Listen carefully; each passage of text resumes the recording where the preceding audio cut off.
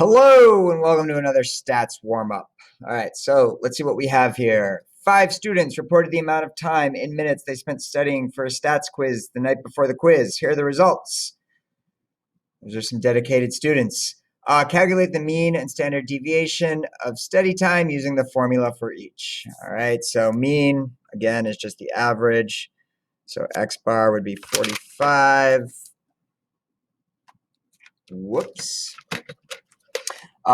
Would be 45 plus 50 plus 60 plus 65 plus 80, all divided by 1, 2, 3, 4, 5. Or put another way, 300 divided by 5, or put another way, 60. All right, so our mean there would be 60. Now, as far as finding the standard deviation, that's the one that involves a little more work. Remember, we're finding the average distance from the mean. All right, so for each of these data points, we're subtracting the mean to see how far away that observation falls. All right. So we've got negative 15, we've got negative 10, we've got 0, we've got 5, and we've got 20. Now, we can't just add those all up, because if we do, the positives and the negatives are going to cancel each other out. So the next step is to square each of these pieces. So negative 15 squared, negative 10 squared, 0 squared, 5 squared, 20 squared. All right, so this is going to give us 225, 100, 0, 25, and 400. So now, again, it's the average distance from the mean. So we're going to take the average of these values, which means we have to add them up. All right, so 225 plus 100 plus 0 plus 25 plus 400 is going to give us 750. So these add to 750. Now, instead of dividing by 5, we divide by n minus 1. All right, so it's 750 divided by n minus 1, where n is your sample size. So that means we're doing 750 divided by 5 minus 1, or 750 divided by 4. And that's 187.5. Okay. Now, remember, this is when those values were squared. So to get them back down to regular values, we're going to take the square root of the 187.5, and that's going to give us our final answer for the standard deviation, which is 13.693. 13.693. All right. Now, it's never a bad idea when you're doing one of these to put the values in the calculator and just make sure that you're getting the correct result. So here I've got the data in L2. I can go to stat calc, one variable stats. I'm using L2 this time. All right. And you'll see that the standard deviation is that same 13.693 that we just came up with. All right. This right here would be the population standard deviation. And the only difference there is with the population, you don't subtract the 1. You would just have divided by 5. All right. But again, we've got our mean, which is right here. And we have our standard deviation, which is right down here. All right. But you need to know how it's calculated. You know, most of the times we are just going to use the calculator to do it, but it's good to have an understanding where that number is coming from. All right, below are 3 separate dot plots for 3 small data sets, A, B, and C. Without performing any calculations, rank the standard deviations from lowest to highest and justify your answer. All right, remember standard deviation is the average distance from the mean. So we can see that all three of these probably have about the same exact mean. All right, this line represents the mean for A, B, and C. So if you're talking about the average distance from the mean, all right, this one is pretty clearly going to have the highest standard deviation. All right, because all of the points are a good distance from the mean. So if we average those distances together, we're going to end up with a large number because all of the points are a good distance from the mean. Now, the harder question is, well, A and C, which one's higher, which one's lower? So if we notice, they both have the same amount of dots this distance away. They both have the same amount of dots this distance away. This one has 4 dots right at the average. This one only has 2 dots right at the average. So again, if you think about this as the average distance from the mean, think about these as like test grades, all right? These are 0 from the mean, which means you're putting a 0 into your average, right? What does a 0 do to your average? It brings it way down. So this has 4 points that are 0 distance from the mean, which is going to bring that standard deviation way down. This one only has 2 points that are 0 distance from the mean. So it's going to bring it down, but not by as much. So this would be the lowest. And then this would be the one in the middle.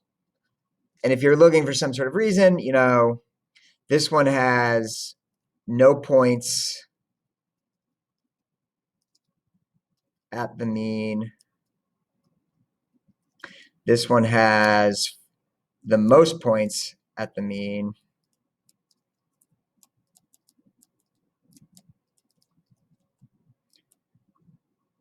And this one only has the 2 points at the mean.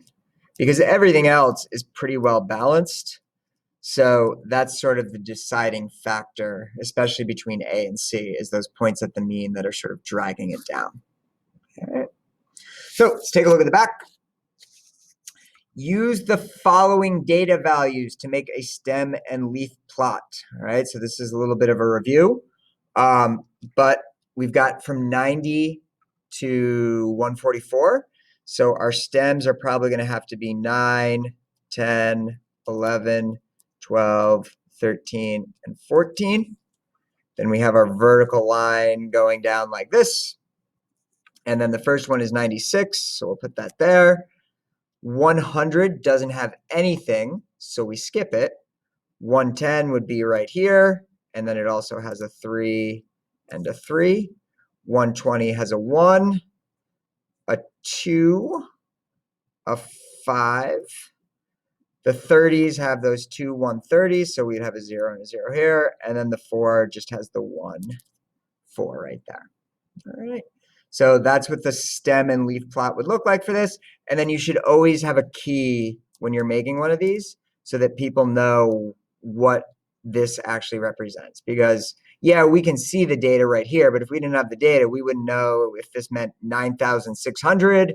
Does it mean 9.6? Does it mean 96? So it's important to have a key where you express what it means. So you can usually just pick a value, and I could say, oh, 12-1 is 121, and then from that, people should be able to recognize what the rest of the graph is. All right, using the same data from above, make a box plot. Be sure to identify any outliers with an asterisk. All right, so I'm going to show you this both ways. I'm going to show it to you by hand, and then I'm going to show it to you using the calculator. So if we're doing it by hand, we have to recognize we've got 1, 2, 3, 4, 5, 6, 7, 8, 9, 10 observations.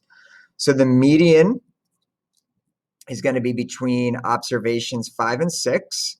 So for us, that would be 121.5. Quartile 3 would be the middle of everything to the right of the median. So that's 130. This would be our quartile 3.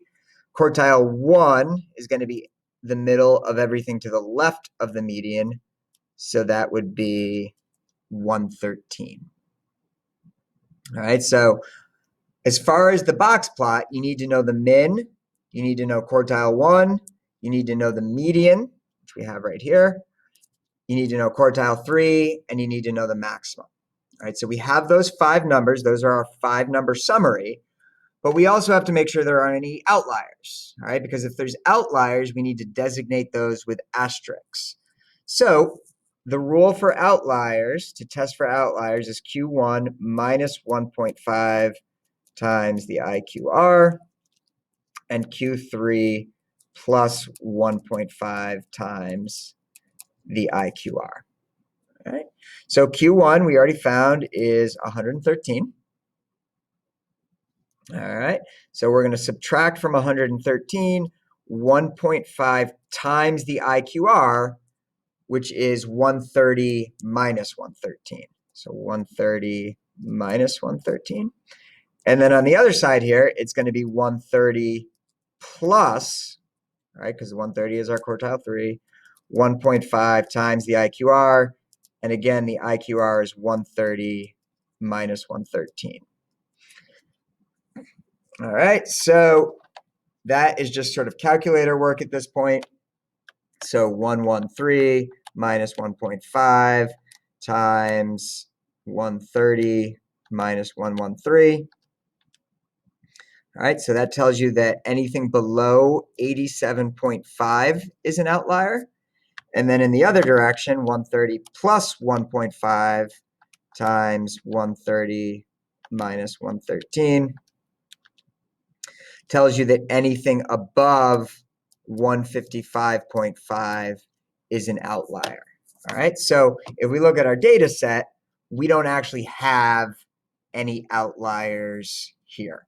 So as far as our actual plot goes, we could make our number line and we could say, all right, here's 90. Let's just go by tens. There's 100, there's 110, there's 120, there's 130, there's 140, there's 150. All right, so the stem or the whisker of the plot is going to go out to 96 on the low side, so we'll make that right about there. The box is going to start at quartile 1, so that's 113, which we'll say is about right there. The median is at 121.5, so that's the halfway point of our box. Or not the halfway point necessarily, but the dividing line of our box. Quartile 3 is at 130, and then the whisker extends out to 144. All right, so that would be our box plot. That's how you would do it by hand.